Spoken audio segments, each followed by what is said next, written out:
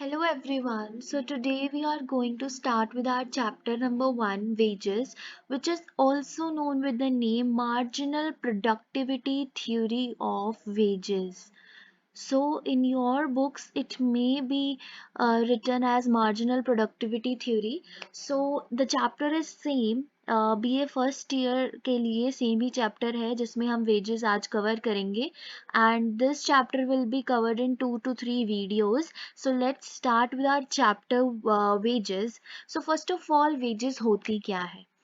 wages are the price paid for the use of labor. अब labour क्या होता है? लेबर मेंटल भी हो सकता है, फिजिकल भी हो सकता है. मतलब फिजिकल लेबर जो घर बनाने में काम आता है हमारे, ठीक है. मेंटल जो हमारी इंटेलेक्ट और इंटेलिजेंस यूज करके जब हम कोई काम करते हैं तो वो लेबर ही होता है. चाहे आप कंप्यूटर सेंटर में काम कर रहे हैं तो आपको हम लेबर ही बोलेंगे. You are a worker. But आप अलग अलग काम कर रहे हैं, कोई मेंटली काम कर रहा है, कोई फिजिकली काम कर रहा है. उस काम के बदले जो आपको इनकम मिल रही है, जो आपको पैसा मिल रहा है, उसको हम कहते हैं wages. So there are two varieties of wages. जो नॉर्मल बेसिक वैरायटीज है, एक होता है टाइम वेज और एक होता है पीस वेज. अगर हम टाइम पीरियड के हिसाब से देखते हैं कि आप 6 घंटे काम कर रहे हैं तो आपको इतना वेज मिलेगा. आप जब 10 घंटे काम कर रहे हैं आपको इतना वेज मिलेगा. उस चीज को हम कहते हैं टाइम वेज, राइट. और जब हम यूनिट्स प्रोड्यूस्ड के बेसिस पे कि आपने अगर इतने यूनिट्स प्रोड्यूस करोगे तो आपको इतने पैसे मिलेंगे, राइट. उस हिसाब से अगर हम करते हैं कैलकुलेट वेजेस तो उसको पीस वेज बोलते हैं. Okay. So this is a basic introduction about wages. उसके बाद we will see about the definition. इन दोनों में से कोई भी एक you can go with. Like for example, according to professor McConnell, wages or the wage rate are the price paid for the use of labour. जब हम labour को यूज करते हैं उसके बदले में, उसकी सर्विसेज के बदले में जो हम उसको पैसा देते हैं, that are the wages. So there are two types of wages. First one is nominal wage and next is the real wage. Nominal wage जो होता है उसको money wage भी बोला जाता है because it deals with the actual money earned by the worker.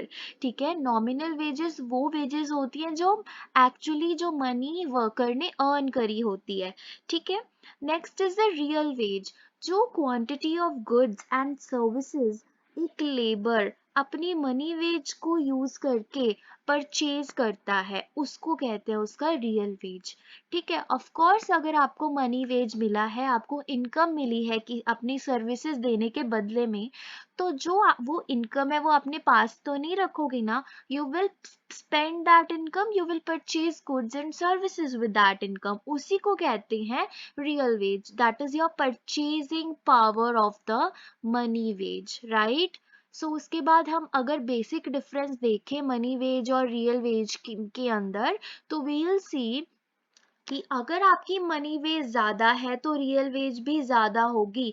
But बाकी सब चीजें कांस्टेंट होनी चाहिए. इन केस अगर प्राइस लेवल भी डबल हो गया तो आपके मनी वेज बढ़ने से कोई फर्क नहीं आने वाला रियल वेजेस में. सो अगर हम बात करें इकोनॉमिक कंडीशन कि आप इकोनॉमिकली प्रॉस्पेरस हैं या नहीं है, एक लेबर की किस चीज पर डिपेंड करता है कि आप कितना खरीद पा रहे हो, कितना परचेज कर पा रहे हो गुड्स एंड सर्विसेज अपने पैसों से, right. So economic condition is influenced by the real wage rather than the money wage. ठीक है. अगर आपको 300 रुपीज मिल रहे हैं एज अ लेबर सर्विस के बदले में, ठीक है, बढ़ा के आपको वो 400 रुपीज देने लग गए अब. बट उसी के साथ अगर हम देखें कॉरेस्पॉन्डेंस में आपका प्राइस भी बढ़ रहा है, मनी वेज तो बढ़ा दी. इससे आप ये नहीं कह सकते कि आपकी रियल वेज भी बढ़ जाएगी.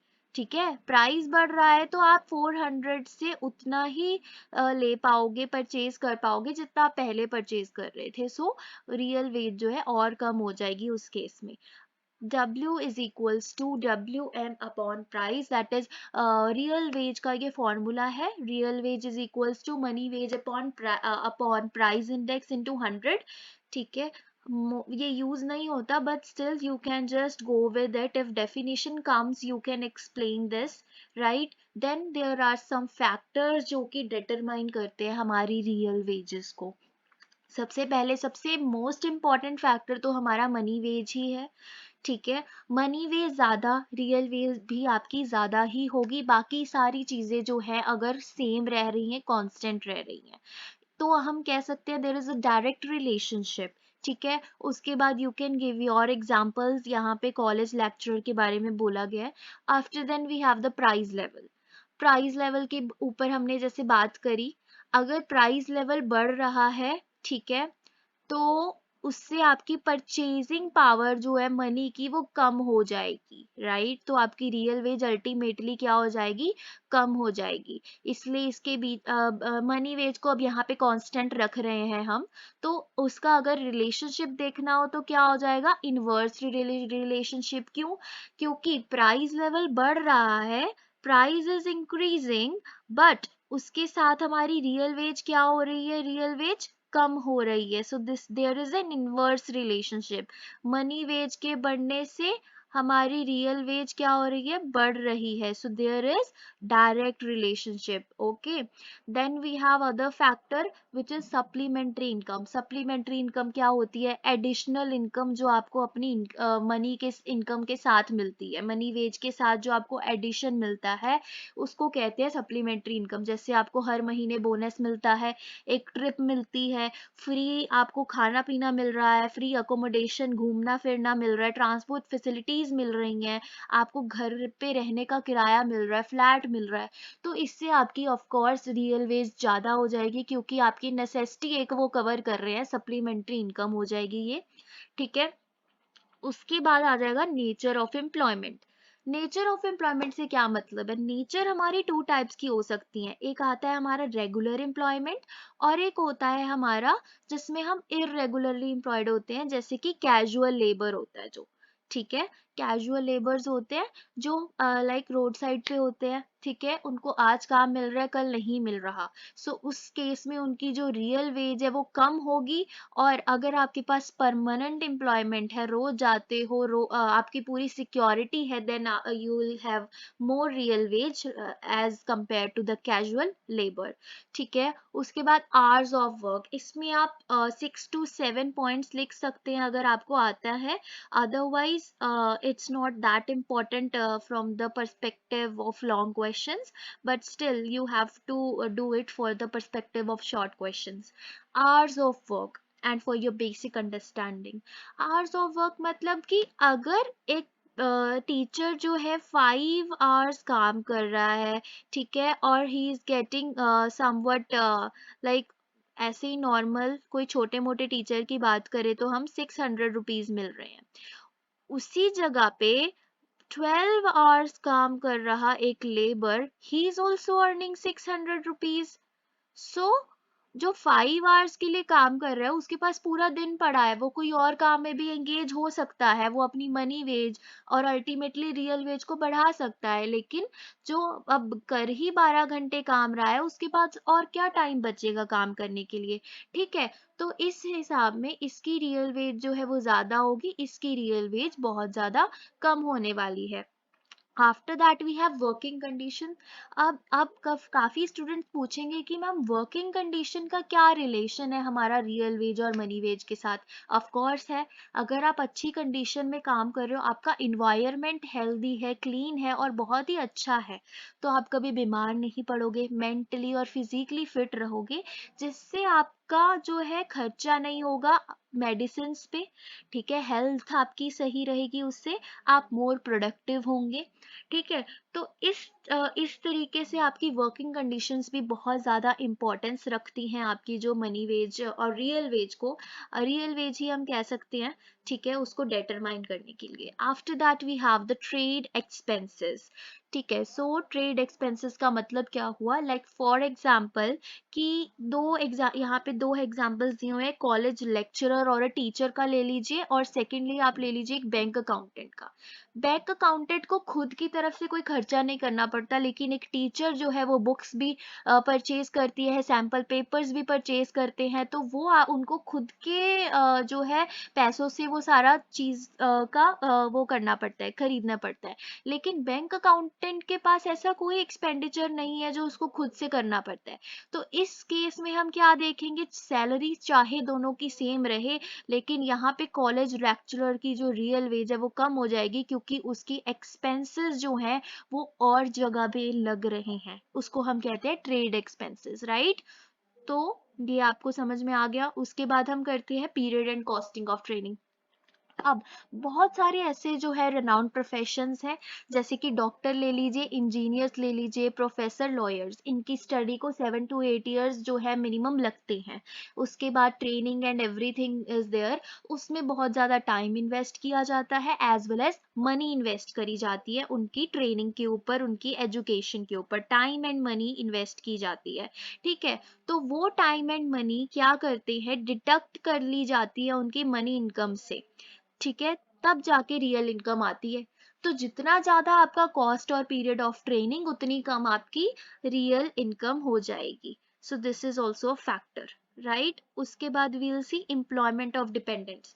अब जैसे ये चीज काफी लोगों ने देखी होगी कि like father is serving in an army, he is in a bank और रेलवेज में है, अगर गवर्नमेंट जॉब में है, तो उनके जो वार्ड्स होते हैं या उनके डिपेंडेंट्स होते हैं, उनको प्रेफरेंस दी जाती है at the time of employment उसी डिपार्टमेंट के अंदर, because his father has already served in that department, right. तो इससे उनको क्या मिलती है, इकोनॉमिक सिक्योरिटी। और इकोनॉमिक सिक्योरिटी खुद में ही बहुत बड़ी बात है। इकोनॉमिक सिक्योरिटी होगी तो आप कल को अच्छा जो है गुड्स एंड सर्विसेज को अच्छे से यूज कर पाओगे, परचेज कर पाओगे, तो रियल वेज भी आपकी ज्यादा होगी। Then is the prospect of future promotion. अब एक एस्पेक्ट आता है जिसमें आप पहले कम कमा रहे हैं, लेकिन आपके पास बहुत अच्छे चांसेस है कि आने वाले टाइम में प्रमोशन हो जाएगी, ब्राइट है आपका फ्यूचर उस जॉब में रहते हुए, तो आप उस जॉब को छोड़ने नहीं वाले हैं, क्योंकि आपको पता है कल को मुझे मेरी रियल वेज अल्टीमेटली बढ़ ही जाने वाली है, अभी चाहे मुझे लो वेजेस मिल रही हैं, राइट। उसके बाद आ जाता है हमारा next aspect and the last aspect is social status. Social status भी बहुत इंपॉर्टेंट है। ठीक है, कैसे, अगर आप यहाँ पे एग्जांपल्स बहुत अच्छे से एक्सप्लेन्ड है। ठीक है, अगर आपको नोट्स भी चाहिए so you can comment, I will also provide you with the hand written notes, जो कि आपको इजीली एग्जाम में सीधा आंसर लिखने के लिए काम करेंगे।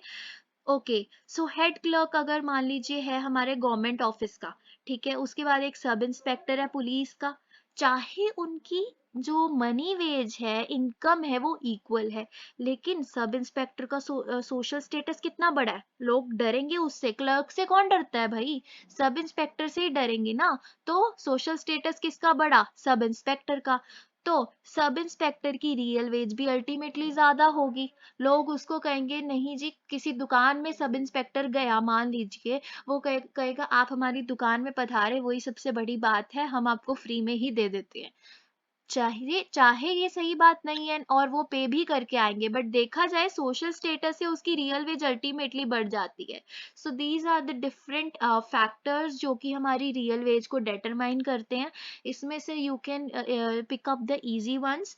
ठीक है, नेक्स्ट वीडियो में हम अपनी थ्योरीज करेंगे। देयर आर 2 थ्योरीज जिसके ऊपर हम बात करने वाले हैं for the determination of the wages, right. So इसमें काफी सारी थ्योरीज के एग्जाम्पल दिए गए हैं, लेकिन हम सिर्फ और सिर्फ मॉडर्न थ्योरी करेंगे, और मॉडर्न थ्योरी और एक हम अपनी करेंगे यहाँ पे ये वाली theory, marginal productivity theory of wages, एक करेंगे और एक हम अपनी सप्लाई वाली करेंगे मॉडर्न थ्योरी। ठीक है जी, नेक्स्ट वीडियो में मिलते हैं। Please like share and subscribe अगर आपकी बिल्कुल भी थोड़ी बहुत हेल्प हो रही है मेरे चैनल के थ्रू। आपके जो लाइक्स एंड कमेंट्स हैं वो मुझे और मोटिवेट करेंगे कि मैं इससे भी इजी वीडियोस लेकर आऊँ ताकि आपकी जो है लर्निंग में बहुत ज़्यादा हेल्प हो। Thank you so much.